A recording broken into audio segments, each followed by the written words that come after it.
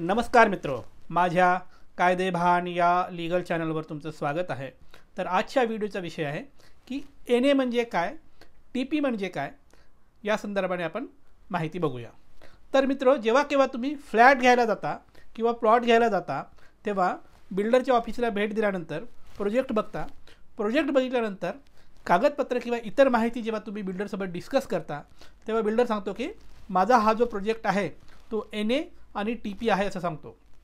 मग NA TP आहे एवढं ऐकून आपण प्रोजेक्टमध्ये पैसे घालतो, प्लॉट किंवा फ्लॅट घेतो। पण हे एनए म्हणजे काय, टीपी म्हणजे काय, कुठली अथॉरिटी हे सँक्शन देते, हे सगळं आपल्याला माहीत नसल्यामुळे आपण बरेचदा फसतो। नंतर कधीतरी आपल्या लक्षात येतं की बिल्डरने जे एनए टीपी सांगितलं हे चुकीचं होतं। हे लक्षात आल्यावर जेव्हा तुम्ही बिल्डरला जबाब विचारता की मला सांगा तुम्ही एनए टीपी आहे असं बोललात पण हे चुकीचं आहे, तेव्हा बिल्डर परत थातूरमातूर उत्तर देतं की नाही माझं ग्रामपंचायत एनए होतं, माझं ग्रामपंचायत सँक्शन होतं किंवा तहसीलदार एनए होतं असं वगैरे सांगतो। तर नेमकं हे एनए म्हणजे काय आणि टीपी म्हणजे काय आपण समजून घेऊया। तर मित्रो, एनए म्हणजे नॉन ॲग्रिकल्चरल। आता नॉन ॲग्रिकल्चरल असल्याशिवाय कुठलाही प्रोजेक्ट सुरू करता येत नाही। मग तो प्लॉटिंगचा प्रोजेक्ट असो किंवा बांधकामाचा, कन्स्ट्रक्शनचा म्हणजे जिथे इमारत उभी राहते असा प्रोजेक्ट असो, यापैकी कुठलाही प्रोजेक्ट चालू करायचं असेल तर ज्या जमिनीवर हा प्रोजेक्ट चालू करायचा आहे ती जमीन एनए म्हणजे नॉन ॲग्रिकल्चरल पाहिजे। आता मुळात आपल्याकडच्या ज्या काही जमिनी आहेत जिथे नव्याने प्रोजेक्ट येतात त्या नॉर्मली ॲग्रिकल्चरल लँड असतं, तिथे ते प्रोजेक्ट आणतात। मग अशा ठिकाणी प्रोजेक्ट आणताना या ॲग्रिकल्चरल लँडला कन्वर्ट करावं लागतं नॉन ॲग्रिकल्चरलमध्ये। मग हे कन्वर्ट कोण करून देतं? कलेक्टरकडे अर्ज द्यायचा असतो, त्याच्याकडे पूर्ण प्रपोजल ठेवायचा असतो की एवढी लँड आहे, हा 7/12 आहे आणि हा या प्रकारातली जमीन आहे, आम्हाला याला नॉन ॲग्रिकल्चरमध्ये कन्वर्ट करायचं आहे। कलेक्टर पूर्ण पडताळणी करतो, त्याला 16 प्रकारच्या NOC लागतात। त्या सगळ्या NOC जर कलेक्टरकडे दाखल केल्यात की कलेक्टर मग एक एनए ऑर्डर देतो, नॉन ॲग्रिकल्चरलची ऑर्डर काढतो। त्याची जी काही फीज वगैरे आहे ते सगळं भरल्यानंतर एनए ऑर्डर काढून त्या बिल्डरला किंवा त्या प्रोजेक्टला देतो त्या अमुक जमिनीविषयी। म्हणजे पहिलं काम झालं एनए ऑर्डर। ही एनए ऑर्डर मिळाल्यानंतर आता संबंधित जमीन आहे ती नॉन ॲग्रिकल्चरलमध्ये कन्वर्ट झाली। आता एवढं पुरेसं नसतं, नुसतं नॉन ॲग्रिकल्चरमध्ये कन्वर्ट झाल्यानंतर लगेच प्लॉटिंग पाडून जर विकत असेल तर ते सुद्धा बेकायदेशीर आहे। मग एकदा नॉन ॲग्रिकल्चरल झाली तर मग दुसरा टप्पा असतो, तो काय असतो की या बिल्डरनी हा जो एनए ऑर्डर आहे, एनए ऑर्डर घेऊन टाउन प्लॅनिंगमध्ये किंवा मनपामध्ये अर्ज द्यायचा असतो। पुणे भाग असेल तर पुण्याच्या मनपाच्या हद्दीत असेल तर मनपा, हद्दीच्या बाहेर असेल तर PMRDमध्ये, किंवा तुमचा अजून कुठला जिल्हा असेल तर त्या त्या जिल्ह्यातील जी काही टाउन प्लॅनिंग अथॉरिटी आहे त्यांच्याकडे अर्ज द्यायचा असतो।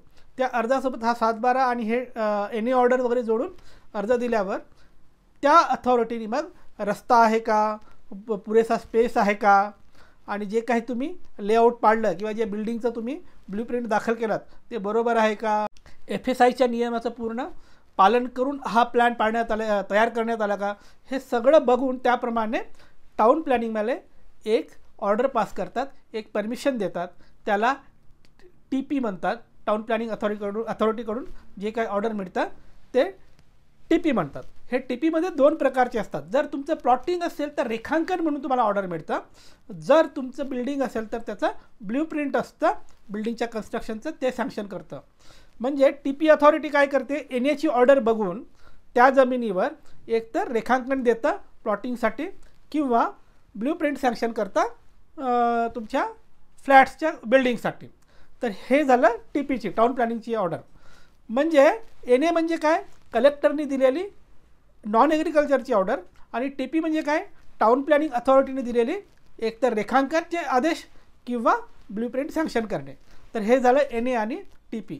हे जर 2 ऑर्डर असतील तर मात्र तिथे तुम्ही प्लॉट किंवा फ्लॅट घेऊ शकता, आणि अशा पद्धतीचे ऑर्डर असतील तर तिथला प्लॉट किंवा तिथला फ्लॅट रजिस्टर्ड करताना कुठलीही बाधा येत नाही, लोन घेताना बाधा येत नाही, कारण या सगळ्यासाठी लागणारे आवश्यक हे 2 कागदपत्र त्या बिल्डरकडे असतील तर याला किंवा या प्रोजेक्टला पूर्ण कायदेशीर मान्यता आहे असं मानलं जातं।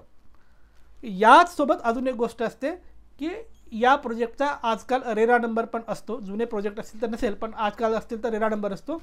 रेरा नंबरमध्ये हे सगळे आदेश तुम्ही चेक करू शकता रेराच्या साईटवर जाऊन. मग बरेच लोक हे पण म्हणतात की नाही आमचं ग्रामपंचायत सँक्शन आहे. असं काही असतं का? कुठल्याही प्रकारचं ग्रामपंचायत एन ए पण नसतो, ग्रामपंचायत सँक्शन पण नसतं. कोणी जर तुम्हाला सांगत असेल की माझ्याकडे ग्रामपंचायत एन ए आहे, ग्रामपंचायत सँक्शन आहे, तहसील एन ए आहे किंवा अजून काही एन ए आहे, तर हे सगळे खोटे असतात. अशा पद्धतीच्या प्रोजेक्टमध्ये पैसे टाकू नका आणि फसू नका. तर मित्रो, ही होती माहिती एन ए म्हणजे काय आणि टी पी म्हणजे काय या संदर्भाने. तुमच्यासाठी असंच मी कायद्याशी संबंधित वेगवेगळे व्हिडिओ आणत राहीन.